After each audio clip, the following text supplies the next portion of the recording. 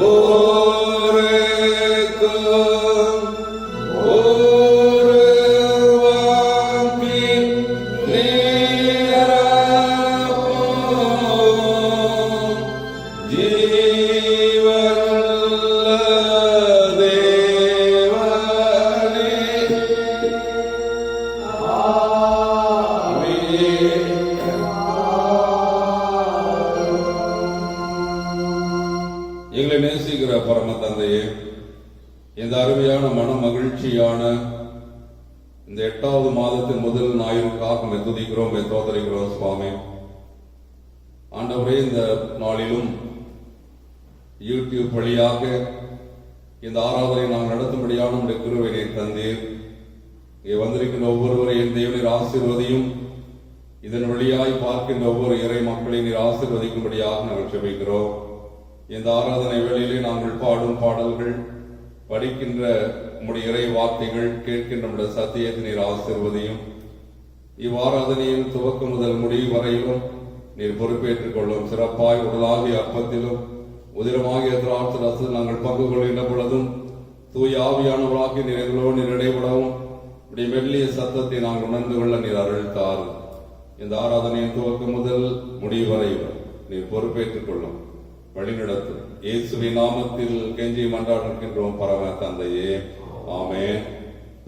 நாம் யாவரும் இந்த ஆராதனைக்கு ஆரம்பமாக கிறிஸ்து சபை பாமாலைகளிலே 15வது பாமாலையை நாம் யாவரும் இணைந்து பாடுவோம்.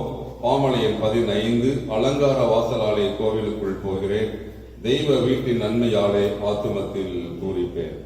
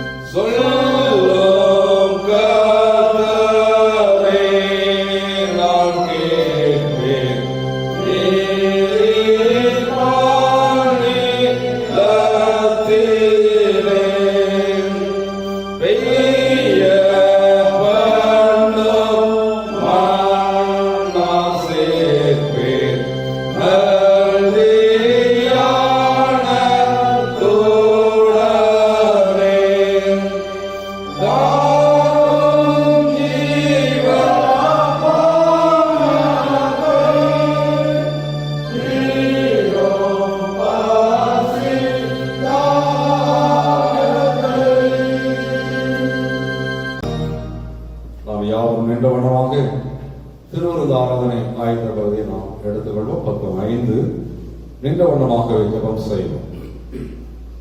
எல்லா இருதயங்களையும், எல்லா விருப்பங்களையும், எல்லா ரகசியங்களையும் வந்திருக்கிற சர்வ வல்லமையுள்ள கடவுளே, நாங்கள் தேவனிடத்தில் பரிபூர்ணமாய் அன்பு கூறவும், உமது பரிசுத்த நாமத்தை உத்தரமாய் மகிமைப்படுத்தவும், உமது பரிசுத்த ஆவியின் ஏவுதலால் எங்கள் இருதயத்தின் சிந்தனைகளை சுத்தம் பண்ணி அருள எங்கள் கர்த்தராகிய கிறிஸ்துவின் மூலமாய் வேண்டிக் கொள்ளுகிறோம்.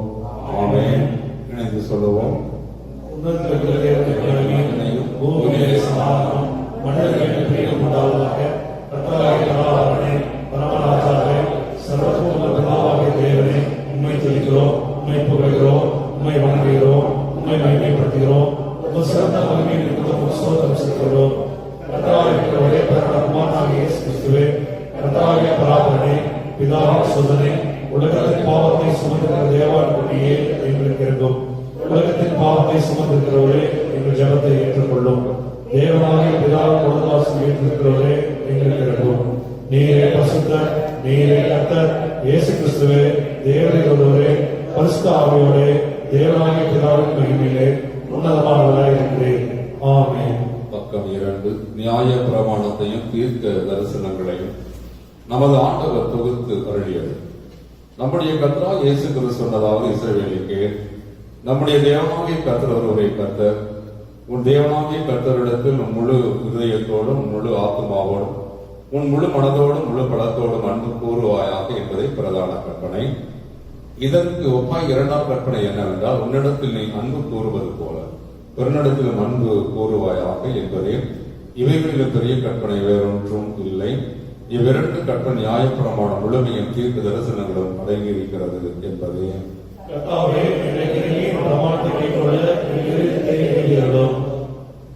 பக்கமாக சகோதர சகோதரிகளே, நாம் இப்பொழுது கடவுளுடைய மகா பரிசுத்த வசனத்தை கேட்கவும் ஆண்டவருடைய திரு சரீரத்தையும் திரு ரத்தத்தை பெற்றுக் கொள்ளவும் என்று கூடி வந்திருக்கிறோம். உத்தம மனஸ்தாபத்தோடும் உண்மையான விசுவாசத்தோடும் அவரிடத்தில் கிட்டிச் சேருவதற்காக கடவுளை கிருபையை தேடி முழங்கால் படியிட்டு அமைதியாக நாமே சோதித்து அறிவோமாக.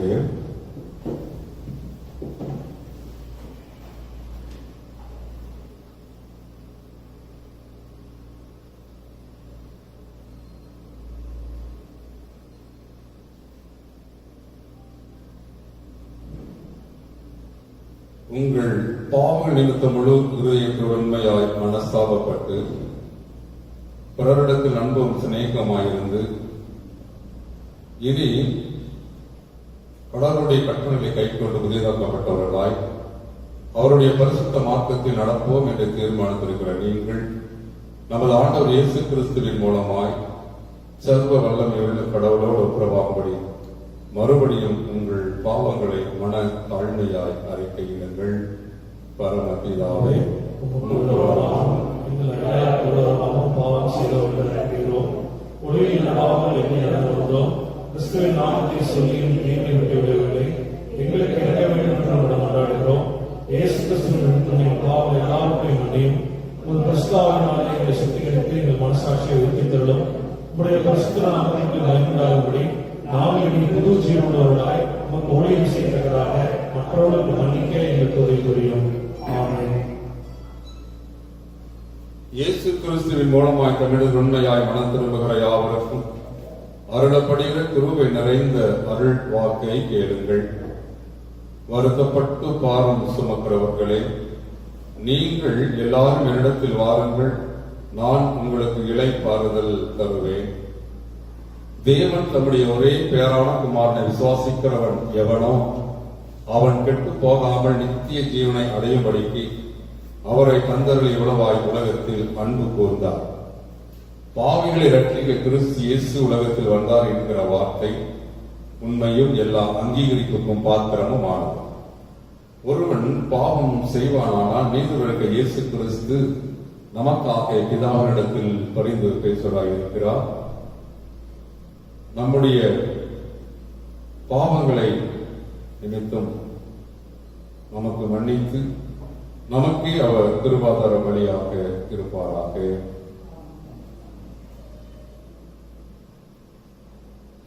நாம் யாவரும் அமைதியாக இருப்போம்.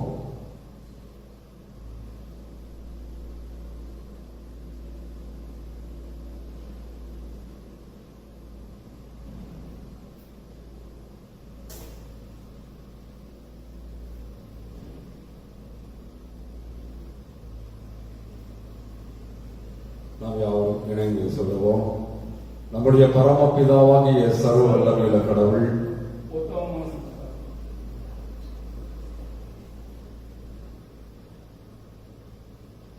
உத்தம மனஸ்தாபத்தோடு உண்மையான விசுவாசத்தோடு தம்மிடத்திற்கு மனம் திரும்பி தங்கள் சகோதரி சகோதர குற்றங்களை மன்னிக்கிற யாவருக்கும் பாவ மன்னிப்பு அருளி செய்வோம் என்று மிகுந்த இறக்கமாய் வாக்கு தத்தம் செய்திருக்கிறார். அவர் நம்முடைய ஆண்டவர் இயேசு கிறிஸ்து நிமித்தம் உங்களுக்கு இறங்கி உங்கள் பாவங்கள் எல்லாவற்றையும் மன்னித்து அவையிலிருந்து உங்களை விடுதலையாக்கி சகல நன்மையிலும் உங்களை உறுதிப்படுத்தி நிலைநிறுத்தி உங்களை நித்திய ஜீவக்கரையில் சேர்ப்பாராக. ஆமென்.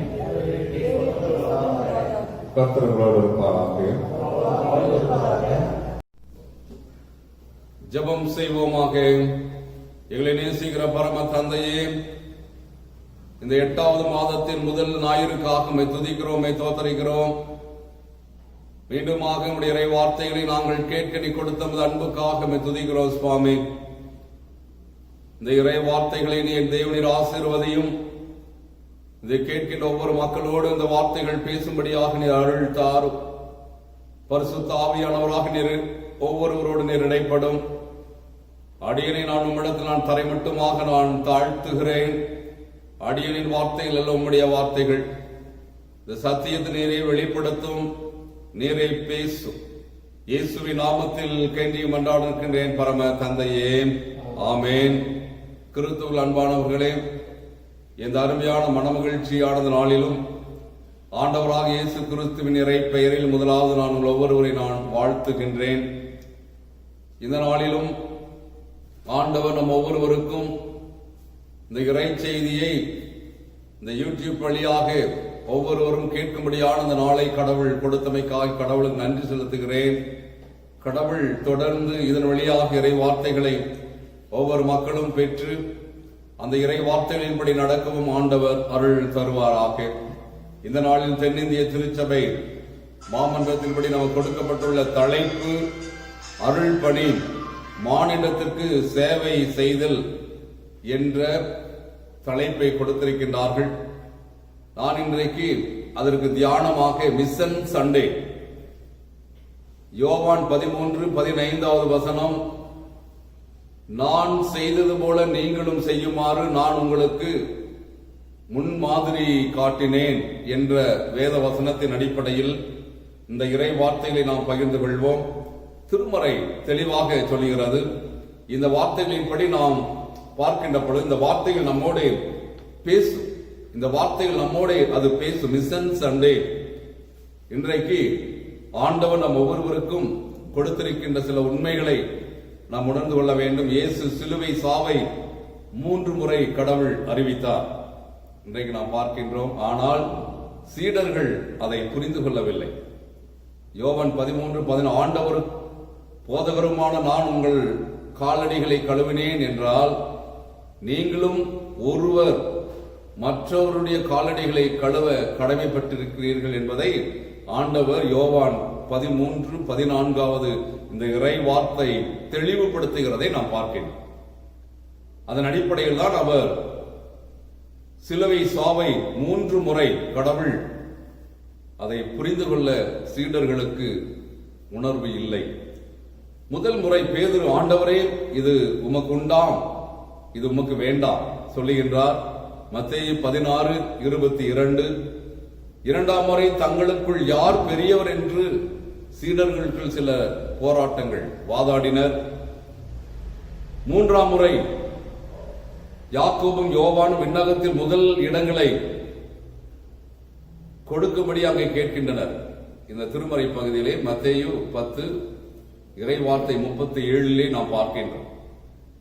இவர்கள் தம் நோக்கத்தையும் லட்சியத்தையும் புரிந்து கொள்ளாததை கண்டு கடவுள் அதிர்ச்சி கொள்ளுகின்றார். கொடுக்கக்கூடிய அளவில் அடிமையின் கோலம் பூண்டு கடவுள் என்ன செய்கிறார்? தன்னையே தாழ்த்தி நம்மிடத்தில் வந்தார் என்பதையும் இந்த சீடர்கள் புரிந்து கொள்ளவில்லை. யோவான் 13 நாம் பார்க்கின்றோம். 15வது இறை வார்த்தை, கடவுள் இந்த உலகத்தில் பிறந்த நிலை சாதாரணமாய் அடிமையின் ரூபம் எடுத்து அவர் மாட்டுக்கொட்டிகளில் பிறந்தார். சாதாரணமான மக்களுக்கும் கடவுள் தேவை என்பதை அவர் புரிந்து கடவுள் செய்த காரியத்தை நிறைவேற்றினார். ஆக மானிடத்திற்கு அவர் சேவை செய்ய வேண்டும்.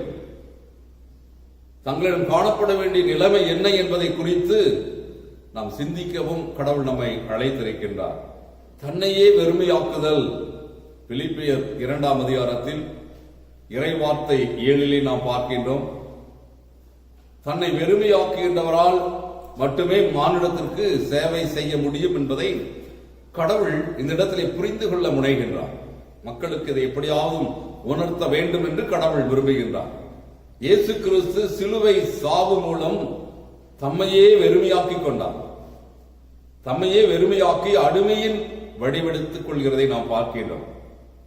அவர் எடுத்துக்கொண்டு மனிதருக்கு ஒப்பானார். கடவுளாக இருக்கின்றவர் மனிதருக்கு மனிதரோடு மனிதராக தன்னை இணைத்துக் கொள்ளுகின்றார்.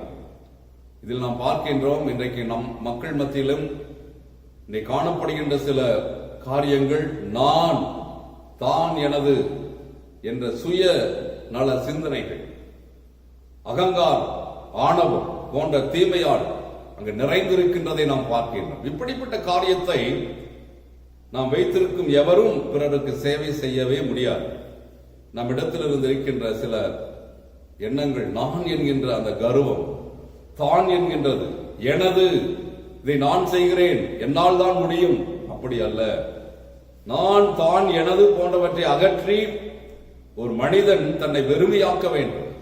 அந்த வெறுமையாக்குகின்ற பொழுதுதான் எவரு பிறருக்கு சேவை செய்ய கடவுள் நம்மை அழைத்து, அதில் தான் மகிழ்ச்சி. மற்றவர்களுக்கு சேவை செய்ய வேண்டும், மற்றவர்களை நாம் பார்க்க வேண்டும். அதாவது கருப்பின தலைவர் மார்ட்டின் லூத்தர் கிங் என்பவர் இறப்பின் போது ஒரு உரையாற்றுகின்றார். என்ன உரை என்று அவர் நோபல் பரிசு பெற்றவர், மேலும் 400 விருதுகளை பெற்ற அவர் என்றும் சொல்லாமல் இவர் மக்களுக்கு சேவை செய்வதில் மகிழ்ச்சி அடைந்தார் என்று சொல்லுங்கள் என்று மட்டும் சொன்னார்.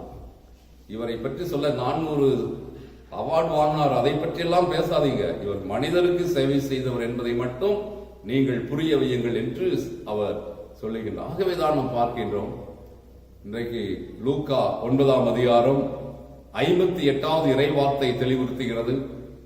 நரிகளுக்கு பதுங்கும் குழிகளும் வானத்து பறவைகளுக்கு கூடுகளும் உண்டு, மானிட மகனுக்கோ தலை சாய்க்க இடமில்லை. இந்த ஒரு நிலையை நாம் பார்க்கின்றோம். மக்களுக்கு சேவை செய்யவும் பலர் தன்னையும் தன்னை சுற்றியுள்ள மக்களையும் நான் வளர செய்ய வேண்டும் என்று கடவுள் விரும்புகின்றார். மக்கள் சேவையில் அவர் தன்னை முழுமையாக அர்ப்பணிக்கின்ற காலங்களை 3.5 ஆண்டுகள் நாம் பார்க்கின்றோம். இன்னைக்கு காமராசரை பற்றி நாம் எல்லாரும் நன்கு அறிந்திருக்கின்றோம். அவர் விடுதலை போராட்டத்தில் 9 ஆண்டுகள் சிறைவாசம் சென்றவர், 5 முறை சட்டமன்ற உறுப்பினர், 4 முறை நாடாளுமன்ற உறுப்பினர், 9 ஆண்டுகள் தமிழக முதல்வர், 5 ஆண்டுகள் அகில இந்திய காங்கிரசின் தலைவர், 12 ஆண்டுகள் தமிழ்நாடு காங்கிரஸ் கமிட்டி தலைமை ஏற்றவர், 2 முறை இந்திய பிரதமர்களை அவர் உருவாக்கினவர். இவைகளுக்கு பின்னர் அவர் கண் மூடும் போது அவருக்கென எஞ்சி நின்றது 60 ரூபாய் 10 காசு மட்டும் அவர் கரங்களில் இருந்தது. அவர் வேட்டி சட்டைகள், அவர் வாழ்ந்த வீட்டை அதன் உரிமையாளர் எடுத்துக்கொண்டார். அவர் பயன்படுத்திய வாகனத்தை கட்சி எடுத்துக்கொண்டது. அவருடைய உடலை அக்னி எடுத்துக்கொண்டது. இப்படித்தான் மனித வாழ்க்கையிலே நம்மோடு வாழ்ந்த கர்ம வீரர் காமராஜர் இப்படியாக அவர் வாழ்ந்து காட்டிய ஒரு மனிதர். இன்றைக்கு நாம் பார்க்கின்றோம், இயேசு கிறிஸ்துவு கூட மானிட வாழ்வின் வளர்ச்சிக்காக, நிறை வாழ்வுக்காக தன்னை வெறுமையாக்கி சிலுவையில் என்ன செய்கின்றார்? கையளிக்கின்றார், வாழ்வு கொடுக்கின்றார். இன்றைக்கு எதற்கு? நாம் செய்த பாவங்கள், குற்றங்கள், குறைகள் நம்மை தாழ்த்த வேண்டும். கடவுள் நம்மிடத்தில் எதிர்பார்க்கின்றது எல்லாமே தாழ்மை.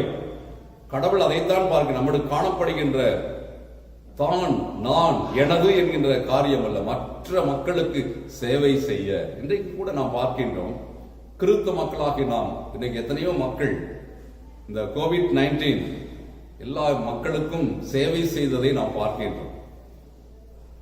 அதாவது அவர்கள் முடிந்த அளவுக்கு ஒவ்வொரு மக்களுக்கும், ஏழை எளிய மக்களுக்கு பல்வேறு விதமான நிலைகளில் கிறிஸ்தவ மக்கள் அங்கே உணர்வு பூர்வமாக அனைத்து மக்களுக்கும் அங்கே சேவை ஆற்றியதை நாம் அறிந்திருக்கின்றோம். இப்படித்தான் இயேசு கிறிஸ்து நமக்கு அதை கற்றுக் கொடுக்கின்றார். இந்த தாழ்மையை மற்ற மக்கள் அதை புரிந்து கொள்ளும்படியாக நாம் உயிரோட்டம் உள்ள சாட்சிகளாய் இவ்வுலகத்தில் வாழ வேண்டும். இரண்டாவது நாம் பார்க்கின்றோம் தன்னையே தாழ்த்துதல்.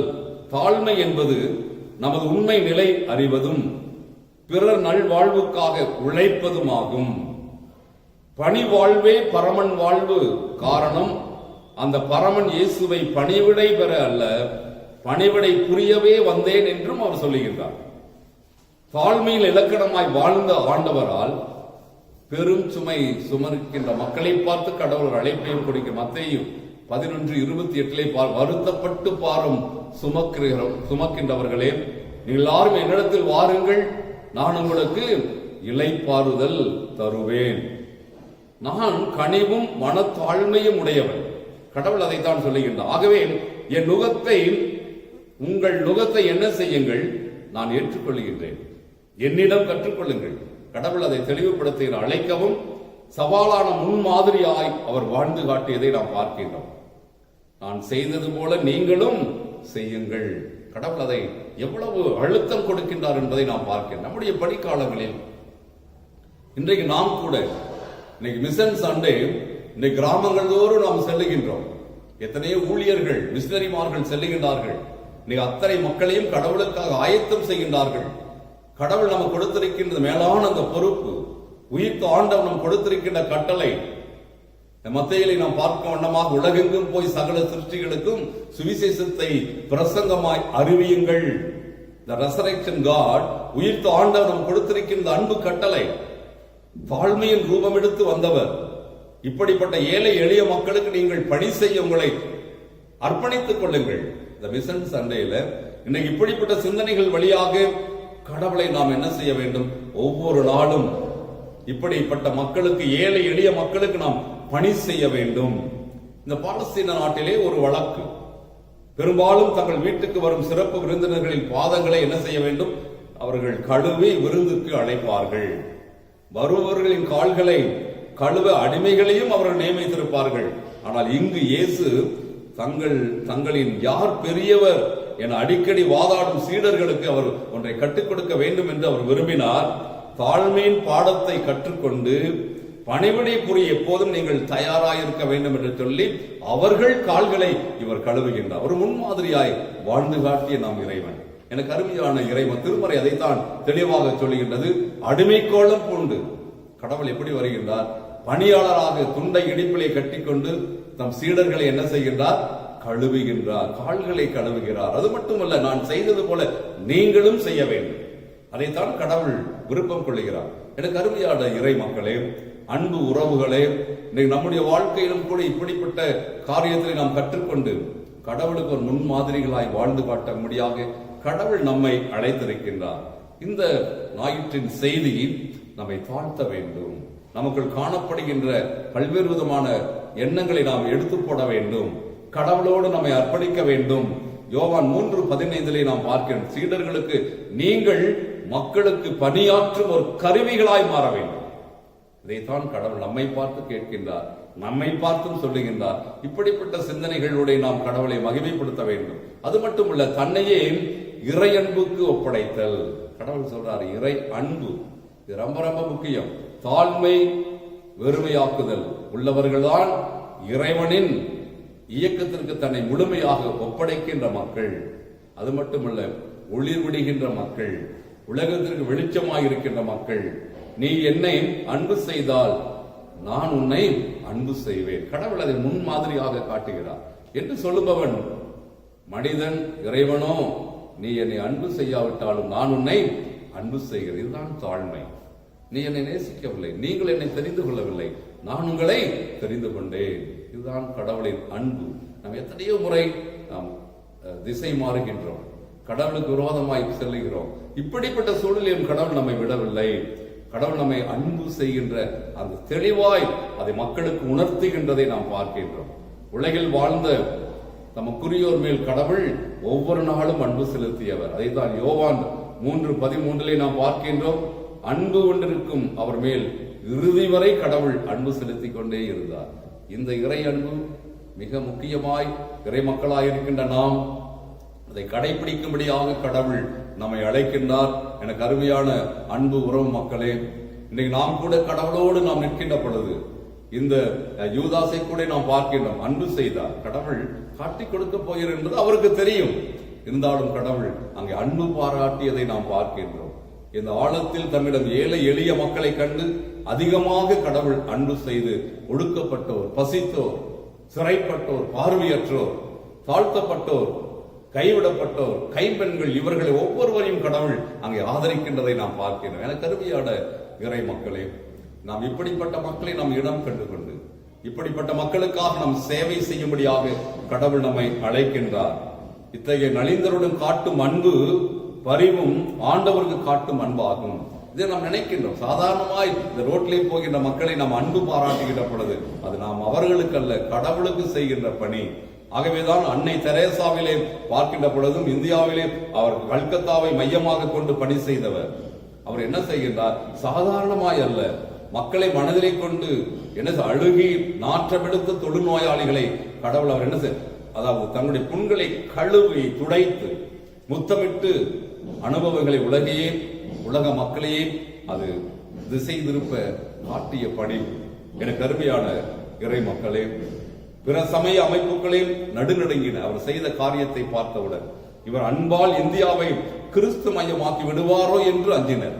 இப்படிப்பட்ட சூழ்நிலையிலும் அங்கே கடவுள் அவர்களோடு இருந்து இந்த மிகிய சிறியோருக்கு, என் சகோதரர்களாகி இவர்களுக்கு நீங்கள் எதை செய்தாலும் எனக்கே செய்தீர்கள்.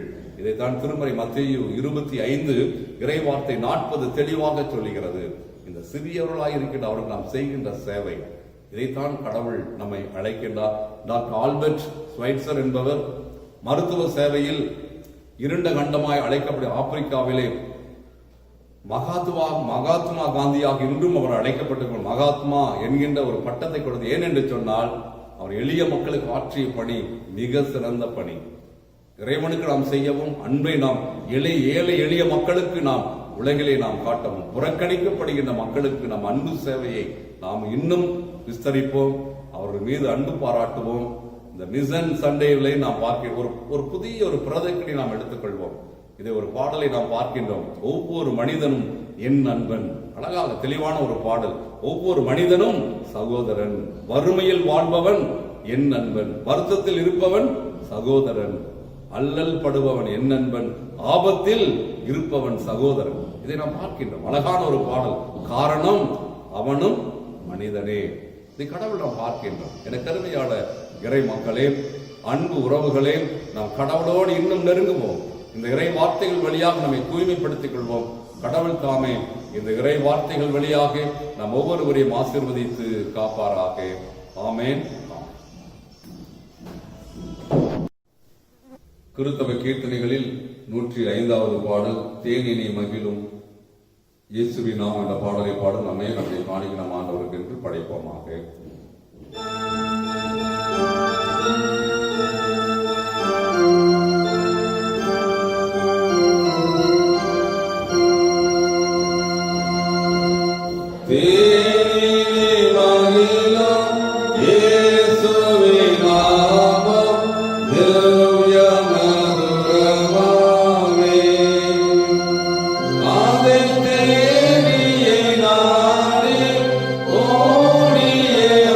Oh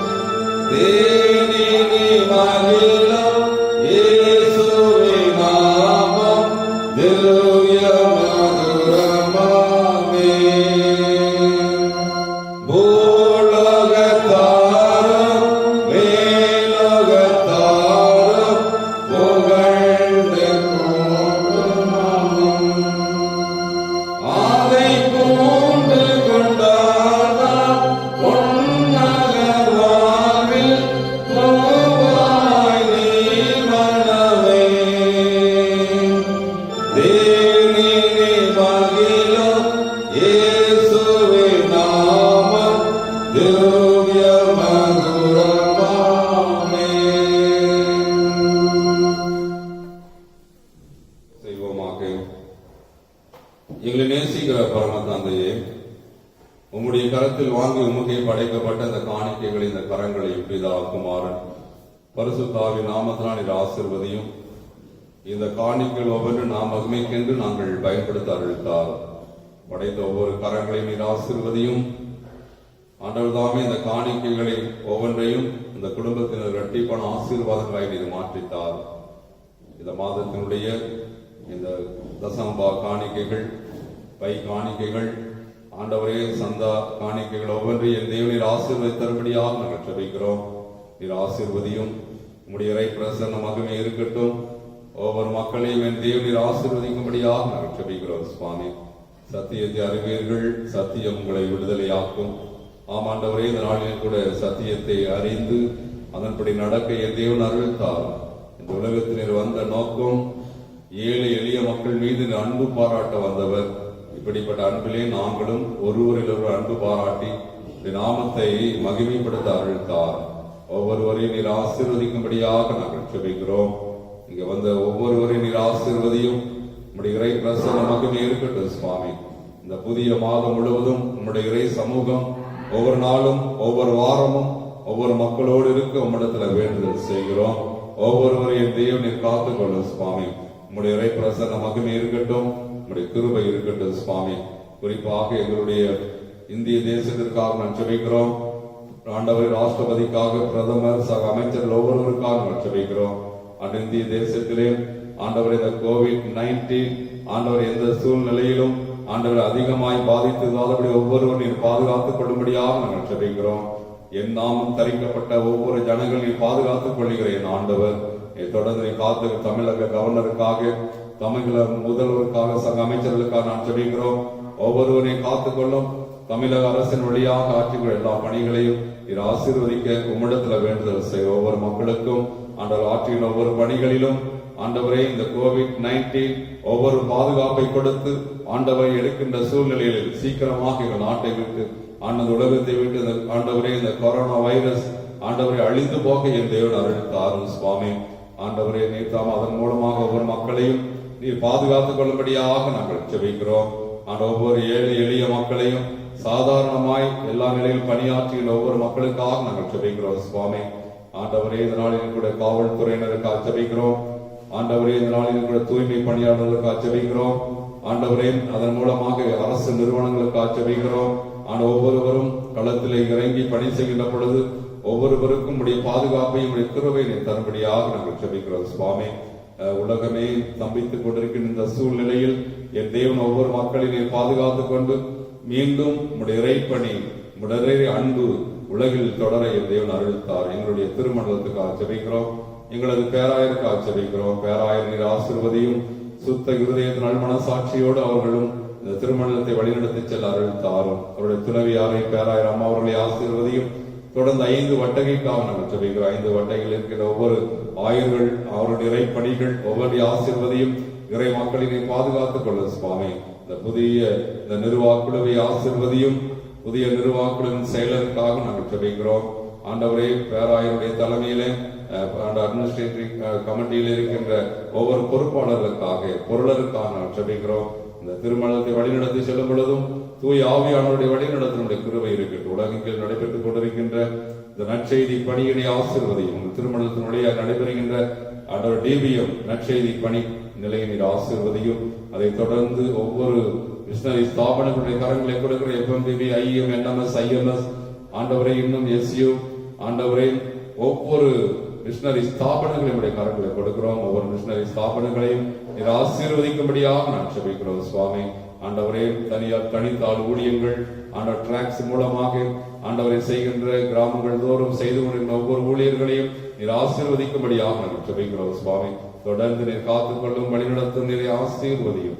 இயேசுவின் நாமத்தில் கெஞ்சி மன்றாடுகின்றோம் பரம தந்தையே, ஆமென். அப்பம் பிற்குதல் நாம் யாவரும் எழுத நிற்போம். பக்கம் 13. அப்பம் பிற்குதல். இதோ சகல ஒருமித்து வாசம் பண்ணி எவ்வளவு நன்மையும் எவ்வளவு இன்பமானது. அந்த ஒரே அப்பத்தில் நாம் எல்லாரும் பங்கு பெறுகிறபடியால் அநேக நாம் ஒரே அப்பமும் ஒரே சரீரமாயிருக்கிறோம்.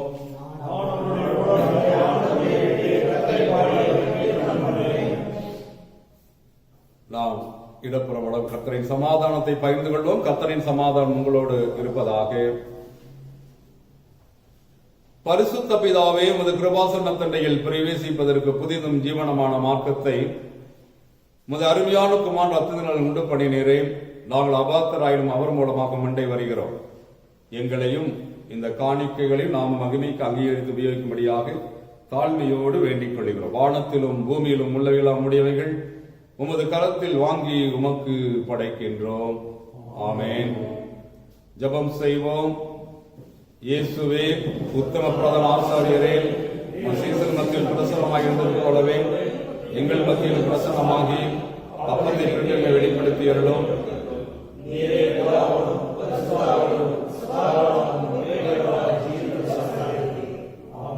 ஆண்டவர் உங்களோடு இருப்பாராக.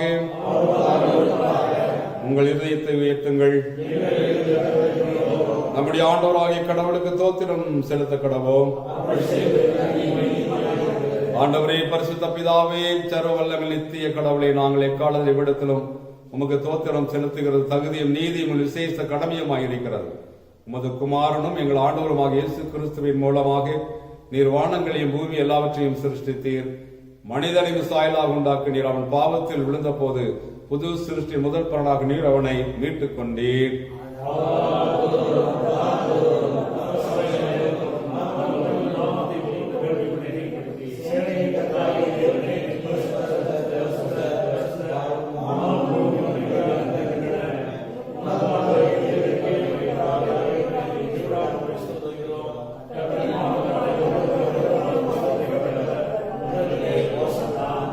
பிதாவினே, பரிசுத்தர், நீர் தோதரிக்கப்பட்டவர்.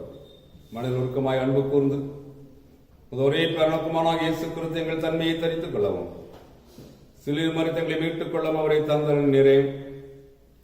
அவர் சிலுவையில் ஒரே தரம் தம்மை தாமே எங்க வழியாக ஒப்புக் கொடுத்து சர்வலோகத்தின் பாவங்களை நிவர்த்தி செய்வதற்கு நிறைவும் பூரண போந்தமான பழியையும் காணிக்கையும் பரிகாரத்தையும் செலுத்தினது அல்லாமல் தமது அருமையான மரணத்தை இன்றைக்கு நினைப்பூட்டும் ஞாபகத்தை நியமித்து தாம் திரும்ப வருமளவும் நாங்கள் அதை அனுசரித்து வரும்படியும் தமது சுவிசேஷத்தில் கட்டளையிட்டு அள்ளினாரே. அவர் தாம் காட்டிக் கொடுக்கப்பட்ட அன்று ராத்திரியில் அப்பத்தை எடுத்து தோத்திரம் பண்ணி அதை பிட்டு சீசர்களுக்கு கொடுத்து, நீங்கள் வாங்கி புசியுங்கள், இது உங்களுக்காக கொடுக்கும் என்னுடைய சரீரம், என்னை நினைவு கூறும்படி இதை செய்யுங்கள் என்றார். அப்படியே போஜன பண்ணின பின்பு அவர் பாத்திரத்தையும் எடுத்து தோத்திரம் பண்ணி அவர்களுக்கு கொடுத்து, நீங்கள் எல்லாரும் லேபானம் பண்ணுங்கள், இது பாவ மன்னிப்பு உண்டாகும்படி உங்களுக்காக என்னுடைய திரு ரத்தம். நான் திரும்பி வரும் பொழுதும் பாவம் நீக்கப்பட்ட உங்களுக்காக அநேக சிந்தப்படுகிறது உடன்படிக்கை என்னுடைய ரத்தம், இதை பானம் பண்ணும் பொழுதெல்லாம் என்னை நினைவு கூறும்படி இதை செய்யுங்கள் என்று திருவுளம் பற்றினார். ஆமென்.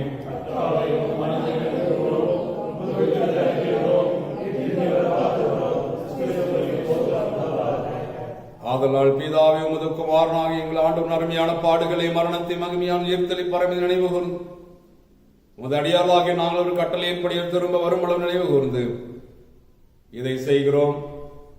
அவர் நீர் எங்களுக்கு நிறைவேற்றின பூர்ண மீட்புக்காக நன்றி செலுத்துகிறோம்.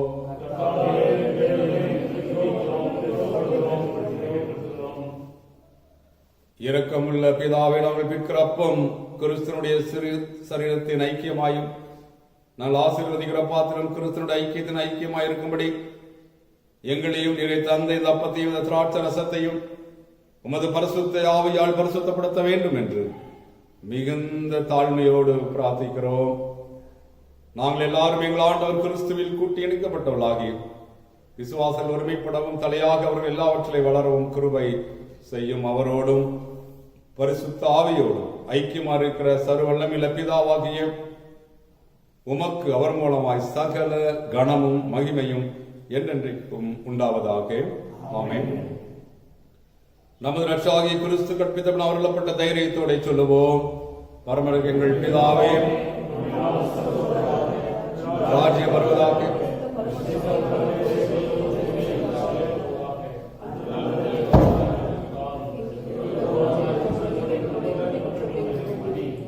Gracias.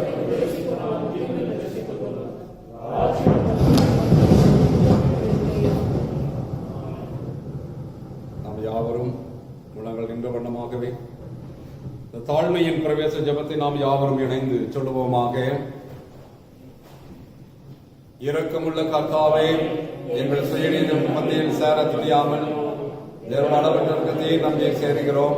இந்த மேசியின் துணிகளை முறுக்கிகள் நாங்கள் பார்க்கிறோம் அல்ல, ஆனாலும் தேவரை இப்படி இருக்கத்தில் லட்சணமுடைய மாறாத ஆண்டவராய் இருக்கிறேன். ஆகையால் திருமையுள்ள கர்த்தாவே,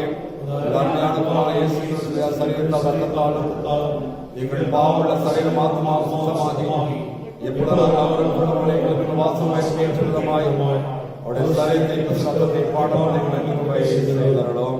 ஆமென். நாம் பிற்கிற அப்பம் கிறிஸ்துவினுடைய சரீரத்தின் ஐக்கியமாய் இருக்கிறது அல்லவா? உலகத்தை உலகத்தின் பாவத்தை சுமந்து தேவாட்சியை எங்களுக்கென்றும் உலகத்தின் பாவத்தை சுமந்து தேவாட்சியை என்ற சமாதானத்தை தாரும்.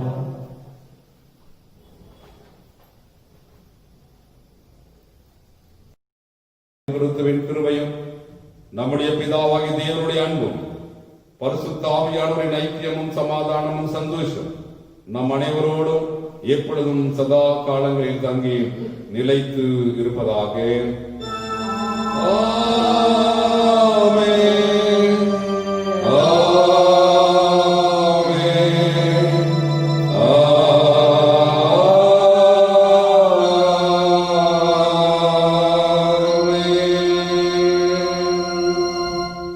நிறைவு பாடலாக கிறிஸ்து சபை பாமாளிகளிலே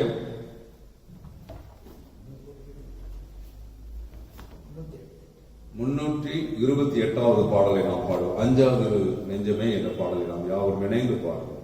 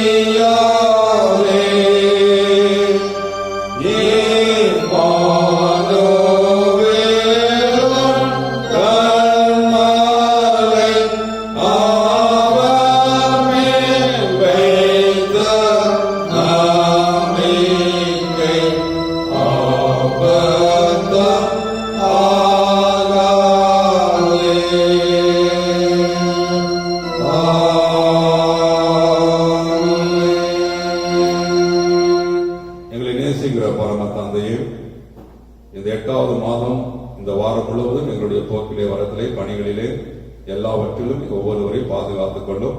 ஒவ்வொரு இறை மக்களையும் நீர் ஆசீர்வதியும். உடைய இறை பிரசன்னம் இருக்கட்டும். இந்த மாதம் முழுவதும் இந்த வாரம் முழுவதும் ஒவ்வொருவரையும் காத்துக்கொள்ளும். இயேசுவின் நாமத்தில் பெரிய மன்றாடுகின்றோம் பரம தந்தையே, ஆமென். கர்த்தர்களோடு இருப்பாராக. சமாதானத்தோட போக கடவீர்.